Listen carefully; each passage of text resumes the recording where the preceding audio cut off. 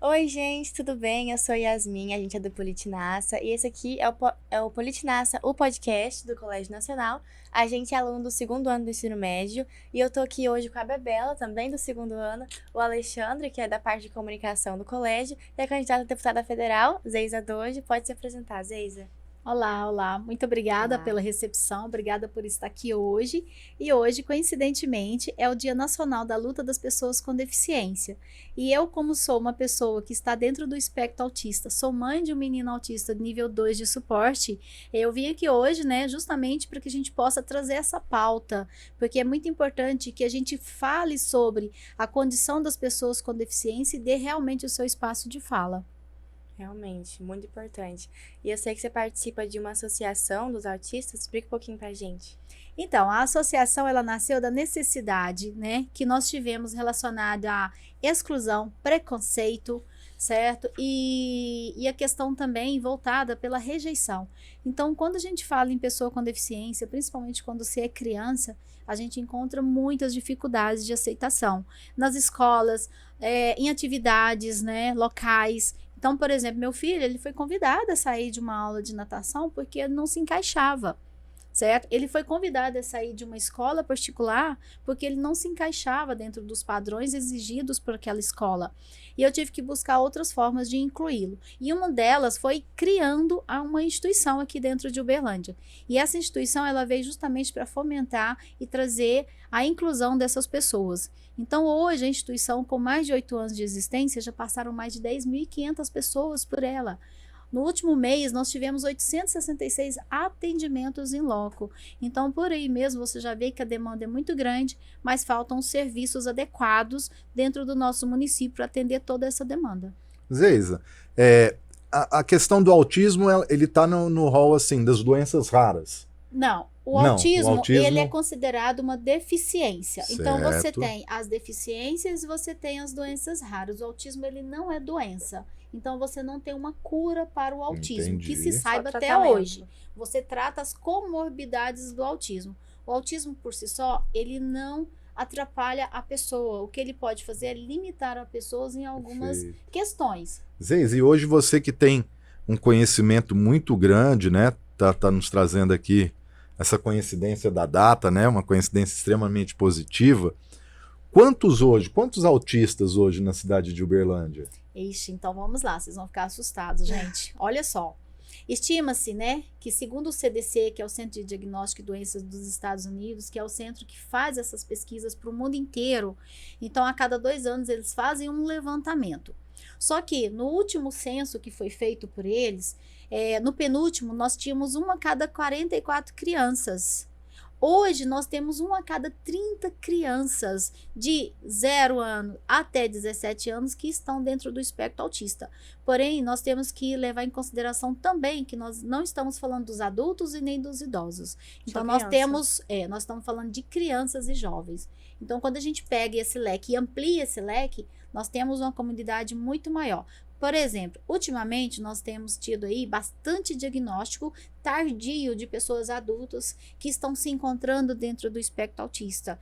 Por quê? Porque ou tem um filho autista, ou tem um sobrinho, ou tem alguém, ou se viu dentro daquela condição e tem buscado ajuda. E essa ajuda tem feito com que essa pessoa se enxergue, né, e veja que ela está dentro do espectro. E o autismo, ele é mais de 98% genético. Então, Olha, nós temos uma carga genética, certo? Não quer dizer que seja hereditário. Por quê? Você pode ter um pai e uma mãe que tem em seu gene, quando somar, vai ter um filho autista. Ou você pode ter um pai e uma mãe que um dos dois são autistas ou tem alguém dentro do espectro na família. Por isso que é genético. Por exemplo, na minha família, quando eu paro para identificar e que a gente faz a árvore genealógica, nós temos mais de 11 pessoas com autismo na minha família. Então tem muita tendência, né? Tem muita tendência. Ou que seja meu filho, ou que seja meu neto, né? E os meus ancestrais também. Zeisa, então seria o quê? Em Ah, tá. Uberlândia, em Em torno de 18 Uberlândia. mil pessoas? Não, em Uberlândia, vamos lá, para eu fechar, Aham. né?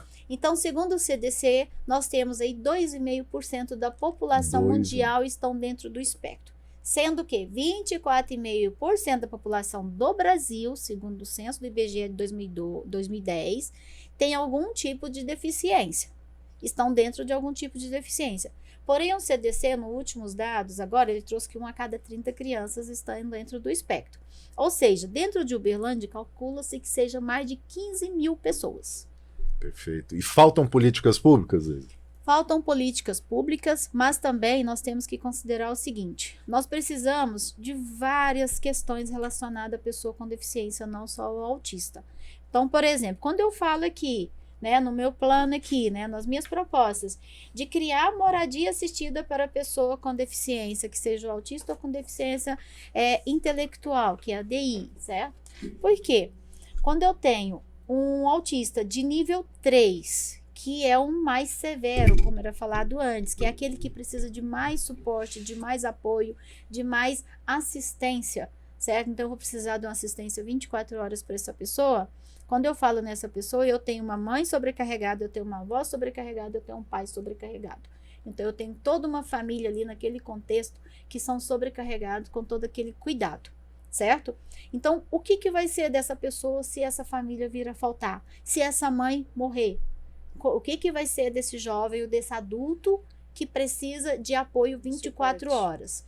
Então, nós precisamos de moradia assistida. Essa moradia assistida, ela entra dentro das políticas públicas para as pessoas com deficiência. Como se fosse o condomínio do idoso. Perfeito. É o condomínio do idoso, só que com psicólogo, com terapeuta, com a pessoa, com o cuidador, para que possa cuidar realmente dessa pessoa. Mas as escolas seriam as escolas normais mesmo? As escolas, isso. Com relação às escolas, nós temos uma questão bem polêmica, Yasmin. Por quê? Nós temos pais de autistas que eles querem que os filhos estudem na escola regular. É um direito da pessoa estudar no ensino regular, independente dela ter deficiência ou não. Isso é ponto, isso é fato, certo?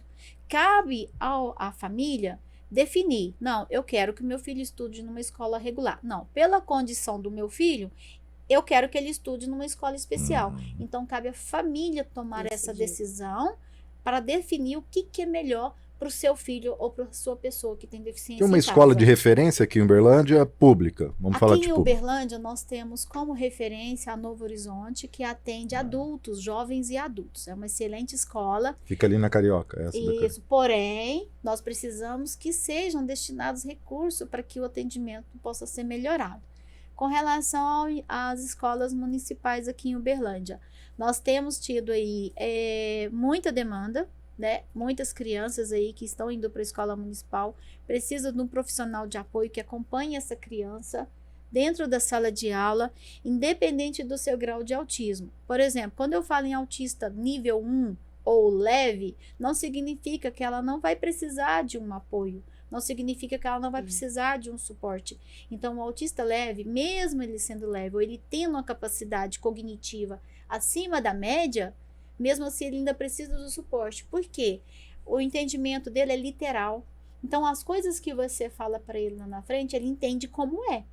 Então, é preciso que haja um tutor, uma pessoa ao lado, para traduzir, certo? Para essa pessoa, para essa criança, o que está sendo falado ali na frente, para que ela possa ter qualidade de ensino. E a questão do hiperfoco é só para o nível 1 ou tem no nível 2 também? Todos. Todos os níveis? Todos. Então, por exemplo, a maioria dos autistas tem hiperfocos. Cada um desenvolve dentro das suas habilidades. Então, por exemplo, nós temos, dependendo se for criança, normalmente ela vai ter hiperfoco em super-heróis, em brinquedos, certo? Meu filho teve hiperfoco muito tempo no Homem-Aranha. Hoje ele tem hiperfoco em Beyblades. Então né? pode trocar o hiperfoco. Troca, sim. Então, por exemplo, eu tenho hiperfoco em ler.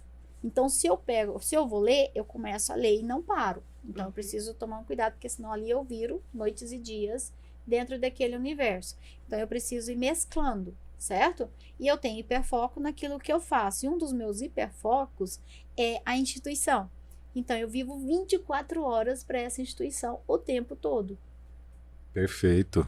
Ótimo. Fala, Bebela. Durante todo esse tempo que você está lutando por essa causa, você já recebeu algum feedback negativo? Se sim, como que você lidou com ele? Então, Bebela, né?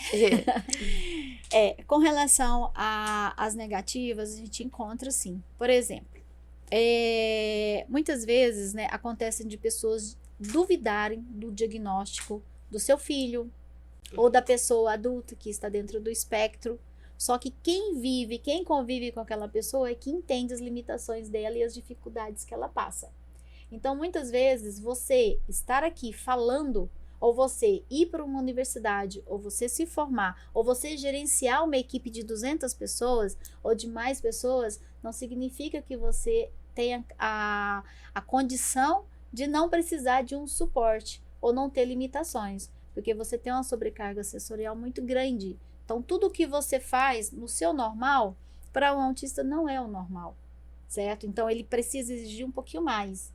Né? Então, a gente tem sim as questões do preconceito, a gente tem a questão do olhar. Então, eu vou te dar um exemplo. Por exemplo, quando eu estava com meu filho, quando ele era menor, eu estava com ele num supermercado. Aí, meu filho teve um momento de crise, a iluminação muito forte, muito barulho, certo? Então, assim, muita informação e ele teve uma sobrecarga sensorial. E essa sobrecarga fez com que ele se jogasse no chão, que ele tivesse um momento ali. Eu tive que ir lá conversar com ele. E você vê muitos olhares, as pessoas falando: ah, esse menino é mal educado, ah, essa mãe não educa. Então você escuta muito isso, ao invés das pessoas irem lá e perguntar: posso ajudar? Posso auxiliar? Né? A empatia. Então muitas vezes falta isso. E outras questões também relacionadas à fila, né? Então, nós temos aqui em Uberlândia a Lei de Prioridade para o Autista, que foi um projeto de lei, certo?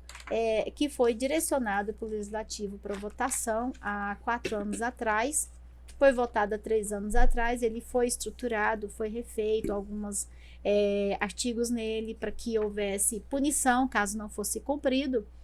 E muitas vezes o jovem, ele está numa fila de espera no supermercado. E muitas vezes a pessoa chega: você não pode ficar nessa fila, e não identifica que a pessoa é pessoa com deficiência. Muitas vezes a pessoa tem que mostrar a carteirinha do autista, que é a CIPTEA, certo? Ou é preciso a mãe ir lá intervir, mostrar um laudo, para que as outras pessoas compreendam que ele é uma pessoa que tem necessidades e que tem prioridade por ser pessoa com deficiência. Perfeito. Eu vi aqui, nesse mesmo material que você entregou para a gente, essa questão da inclusão, porque nós estamos num período de censo do IBGE. Sim. Você colocou aqui, ó, lutas Sim. e conquistas. Inclusão dos autistas no censo do IBGE. Isso mesmo. Vamos aproveitar esse momento. Isso. Então, vamos lá. Em 2018, certo? Estava se falando sobre o censo de 2020. E numa luta nacional, junto com outras instituições, houve a possibilidade de incluirmos o autismo no censo. E isso era uma vontade muito grande nossa, porque nós precisamos de dados. Então, quando você tem números, você consegue desenvolver políticas públicas para aquele número. Né? Você consegue provar. Então, se você tem uma quantidade de pessoas que têm diabetes, mas você não sabe o número, como que você vai criar políticas públicas para essa população? Então, a gente tinha, na verdade, era uma cegueira total com relação a isso. Antes não sabia a quantidade. Invisibilidade. A sociedade virou as costas, mas a gente não sabe o que tem, quanto que é. Sabe do CDC, que é lá nos Estados Unidos, é feito em 7 ou 8 estados. Mas e aí no Brasil? Como é que estão esses números, né? Se você for dentro de uma sala de aula hoje, você vai ver que tem no mínimo um autista dentro das salas de aula, certo? No mínimo um. Então, voltando aí. E aí, nós fizemos um ofício e protocolamos junto ao senador, certo? Né? Pode falar o nome? Pode falar, lógico. Senador Carlos Viana, nós protocolamos para que ele levasse para Brasília e colocasse o censo, o autismo no censo. E outras instituições fizeram o mesmo com os seus, com as pessoas, né, que estavam legislando. E feito isso, foi votado e foi aprovado. E hoje, em 2020, não tivemos o censo por conta da pandemia, Perfeito. mas esse ano nós temos o autismo no censo. Então, nós temos 3%, né, que nós temos 2 questionários, não sei se vocês sabem, um é o básico, outro é o completo. No completo, tem a pergunta se tem autista na sua família. Que legal. No básico, não. Ou seja, vai ser por amostragem. Ainda falta, Alexandre? Falta. Por quê? O certo seria nós termos em todos os questionários. Sim. Em 100%. Aí teria que fazer outra proposta de lei, né? Isso, Sim. porque vai ser só em 3%, então você vai pegar por amostragem e jogar ali. Então, significa que nós temos essa média. É uma amostra, né? Perfeito. Então, vai ser por amostragem. Então, a gente vai ter uma noção. Ainda não vai ser do jeito que a gente quer, do jeito que a gente precisa. Um primeiro passo para fugir da Mas invisibilidade, já é né? um primeiro Ser passo. visto. Isso E mesmo. na política, você falou do Carlos Viana, um senador, lembrando que num dos capítulos aqui nós falamos que o Senado é composto por 81 senadores, 3 por estado, e nessa eleição nós vamos renovar uma vaga, né? Isso, 1/3 do Senado. isso. Quem em Brasília hoje faz a defesa dessa causa? A gente tem muita gente que defende meio ambiente, tem muita gente que tem a causa animal, Isso. tem muita gente que defende o esporte, não é isso? A mulher. Quem defende o autista? Então, vamos lá. Hoje. Não vamos falar que eu tô levantando para você bater pro gol, não, mas Eu acho que para ver uma figura, quem para ver se a sabe, gente né? consegue. Eu não venho aí a senadora. Mas é porque nós não temos uma pessoa que de fato defenda Entendi. o autismo. Nós temos pessoas que defendem as pessoas com deficiência. Uhum. Nós temos o Romário, nós temos o senador Carlos Viana, nós temos a Mara Gabrilli. Que é vice da Simone E a Tebet. Mara Gabrilli é pessoa com deficiência, ela é tetraplégica. Então, nós temos algumas pessoas pontuais que realmente vão lá e fazem pelas pessoas com deficiência, certo? Acho que o Isalci, né? Isalci Lucas, do Distrito Federal. Certo? Isso, temos o Isalci também, que é um grande defensor e anda em parceria com o Movimento Orgulho Autista Brasil lá em Brasília. Então, nós temos alguns políticos que abraçaram essa bandeira. Deu para ver que a causa está mais no Senado do que na Câmara, Isso, né? mas nós precisamos de representatividade. Sim. E por isso que eu venho agora como candidata a deputada federal, justamente para levantar essa pauta, para debater essas questões das pessoas com deficiência, certo? E tratar realmente, de fato, das pessoas com autismo no Brasil, né? Justamente por viver e por estar presente ali o tempo todo dentro da causa. Perfeito. Zeise, você já tinha sido candidata? Não tinha sido candidata. Eu já tinha colocado meu nome à disposição uma vez aqui dentro do município, mas eu não cheguei a fazer todo esse processo, a estar vivendo tudo isso. E realmente tem sido assim, bem desafiador. Porque é muito desafiador eu chegar no local, ter 10 mil pessoas e olhar para aquelas 10 mil pessoas e eu precisar de um suporte, de precisar de umas 3 pessoas ao meu lado para me conduzir e me auxiliar a chegar até essas pessoas. Porque são pessoas que eu não conheço e que eu preciso ter um contato com elas. E para quem está dentro do espectro, esse contato é mais difícil. Então, é mais difícil você chegar como naturalmente, né? E chegar... chegar assim naturalmente e pegando, abraçando, então é mais difícil. E eu tive que passar por um processo aí de 7 anos de treinamento. Então foram 7 anos treinando. Eu fiz cursos de oratório com Homero Machado. Muito bom, Romero. Eu fiz curso de oratório com ele, eu fiz curso de oratório em Brasília, eu fiz outros cursos aqui, eu fiz cursos, tem que falar o nome dele, né? Isso. O Hélio Tomás. Eu fiz também um treinamento de 3 anos para poder olhar nos olhos, porque eu não olhava. Então eu ficava o tempo todo olhando para os lados e as pessoas ficavam assim, o que ela tanto olha para os lados? Então eu fiz um treinamento para isso, para poder conseguir, certo? Tanto é que eu chego ao momento que eu olho tanto que eu esqueço que tem que parar, né? Então tem o tanto certo. Certo? Sim. E eu não tenho esse filtro. Então eu começo a olhar e a pessoa já baixa a cabeça, vai lá, tá me encarando, mas não é. É porque eu tive que passar por um passo a passo para desenvolver isso. Com relação ao toque também. Então, por exemplo, eu já chego, eu que tomo a iniciativa de chegar, já pegar na mão e já abraçar a pessoa. Quando a pessoa vem me abraçar, aí eu congelo primeiro, aí são alguns segundinhos, aí eu volto ao normal e eu vou e consigo fazer, certo? Mas tudo foi treinado. Que legal, até porque nesse contato político, né? Você tá Sim, todo é momento. necessário, né? Sim. E é necessário você estar sempre assim, mas sorrir, eu sempre fui muito de sorrir, eu sempre fui muito de falar muito, então isso também facilitou. E aqui nas suas propostas, você falou de fortalecer o terceiro setor. Como que seria isso? Então, quando eu desenvolvi o processo, quando a instituição, para atender as famílias que estão em vulnerabilidade, tanto econômica, social, ou que estivessem dentro, que fossem pessoas com deficiência, foi justamente pensando nessa questão. Porque nós temos muitas instituições em Minas Gerais. Porém, essas instituições, muitas, não recebem, não são favorecidas, não têm uma subvenção, têm dificuldade ao acesso aos meios legais para conseguir se manter. Então, muitas vivem de doação. A minha instituição passou mais de 5 anos, 6 anos, só vivendo de doação. Até o momento em que nós conseguimos organizar documentações para poder participarmos de editais. Então, você não tem esse suporte. É muito difícil você cuidar de uma instituição, você ter que trazer as pessoas para essa instituição e você dar o suporte para essas pessoas. Em qual sem ter conselho meios. municipal está inserido? Aqui em Uberlândia é na assistência social, certo? As instituições. Porém, nós temos a nossa, por exemplo, é na Secretaria de Saúde, certo? É subvenção via secretaria. É, uma pequena subvenção, Pequena tá? subvenção. Diga-se de passagem. Não é ainda o necessário, o ideal que nós precisamos.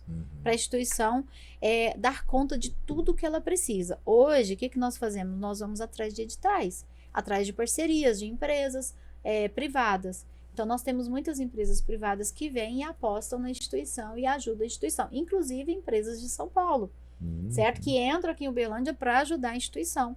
Porque nós somos, a instituição ela consegue abraçar todo o Brasil.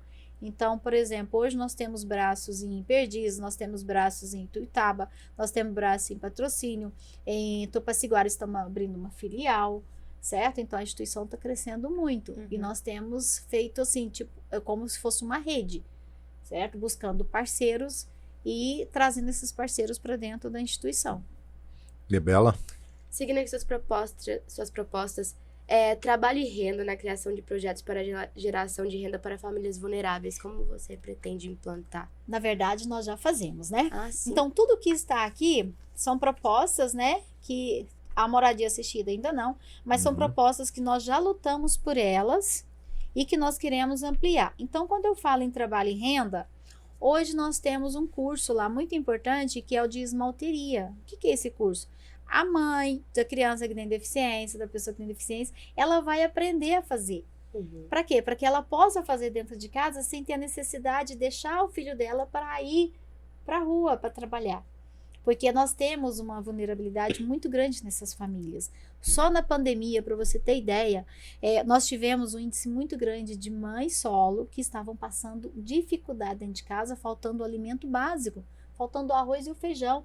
E essas mães, elas deixaram de trabalhar para cuidar dos seus filhos, porque não tinha como levar o filho para a escola, porque não tinha escola. Então, ela não tinha como sair para trabalhar, certo? Ela tinha que ficar com essa criança. As famílias onde essas mães trabalhavam, não aceitaram mais, por quê? Por conta da doença, não ser transmitida, porque anda de ônibus, então você fica mais vulnerável. E essas crianças que têm deficiência, elas têm imunidade mais baixa. Se elas têm imunidade mais baixa, então você tem que preservar mais. E essas famílias começaram a passar dificuldade. E a instituição doou 230 toneladas de alimento durante a pandemia. Que incrível. Só para você ter ideia. E isso sem os recursos necessários. Trabalhando, é um trabalho de formiguinha e de força. Muito Incrível. bacana. E para fortalecer esse trabalho de renda, nós precisamos criar projetos justamente para que essas famílias possam ser assistidas. Então, se você tem uma rede, vamos supor, no bairro onde está no assentamento, se você tem uma rede nesse assentamento e você consegue levar para essas famílias a profissionalização, a capacitação, você consegue fazer com que essas famílias empreendam no próprio local onde elas residem e possam gerar renda e fazer com que a renda possa gerar ali naquele espaço. E desde que ano existe a Casa do Autista? Desde 2015, quando nós iniciamos o projeto na garagem da minha casa, certo? Então, eu comecei na garagem da minha casa. Aí, logo em seguida, foi ficando assim, apertado, pequeno, foi chegando tanta gente. Aí, eu quebrei metade da casa, derrubei a casa, fiz a ONG existir ali, certo? E depois fui atrás de um outro espaço, consegui um espaço, que era o espaço do bairro, né? E aí houve muita rejeição, que é o que você está falando. Algumas pessoas falaram, não, nós não queremos, porque esse espaço aqui é para festa, é para isso, para aquilo. Aí o que nós fizemos? Eu virei presidente do bairro.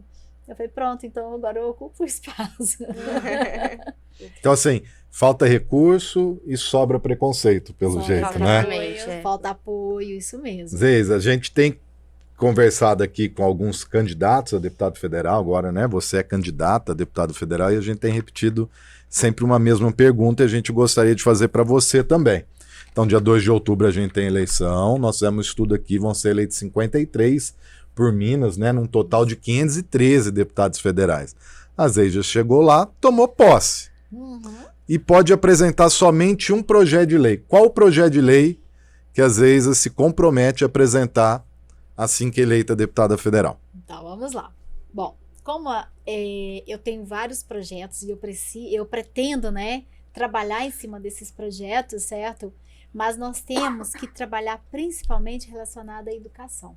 Então, quando a gente fala em educação, nós temos que trazer educação para todos, certo? Então, por exemplo, vocês estão no ensino médio. Vocês têm noção de quantas pessoas com deficiência têm acesso ao ensino médio hoje? Não, Não, né? deve ser Eu muitas. trouxe uma colinha aqui para vocês verem. São 16,5% só de pessoas com deficiência que conseguem chegar ao ensino médio. O resto não consegue. Contra 37,2% de pessoas sem deficiência que conseguem chegar ao ensino médio.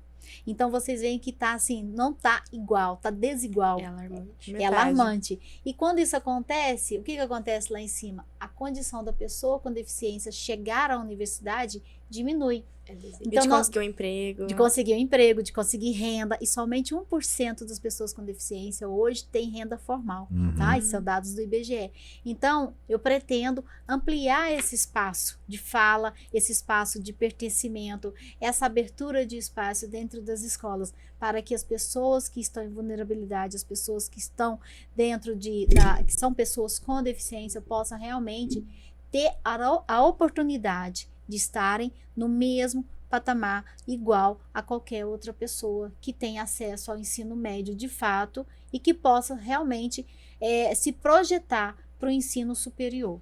E assim, com certeza, ela vai ter Muito qualidade bacana. de vida e vai precisar menos, né, do poder público para se sustentar. É porque foi muito bacana você disse, é uma deficiência. Então, se é uma deficiência, a gente consegue avançar, né? Melhorar. Tá. E você tem se colocado, inclusive, como uma prova disso, né? De avanço, de trabalho, de superação.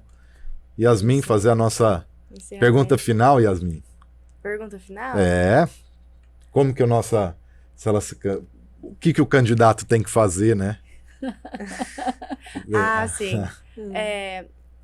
A gente te convida agora para convidar as pessoas para explicar por que você acha que deve ser eleita. Sim, obrigada. Primeiro, muito obrigada, Isabela, Yasmin, A gente Alexandre. agradece. Obrigada Obrigado. por essa oportunidade que eu estou aqui hoje. E pessoal que está aí do outro lado, certo? Eu sou Zeija Dojô, meu número é 1040, sou candidata a deputada federal e venho aqui hoje pedir para que vocês analisem as minhas propostas e vejam que realmente eu sou uma pessoa que trabalha em prol da inclusão, em prol das pessoas que estão em vulnerabilidade e se tivermos a oportunidade, tivermos o nosso local de fala, certo?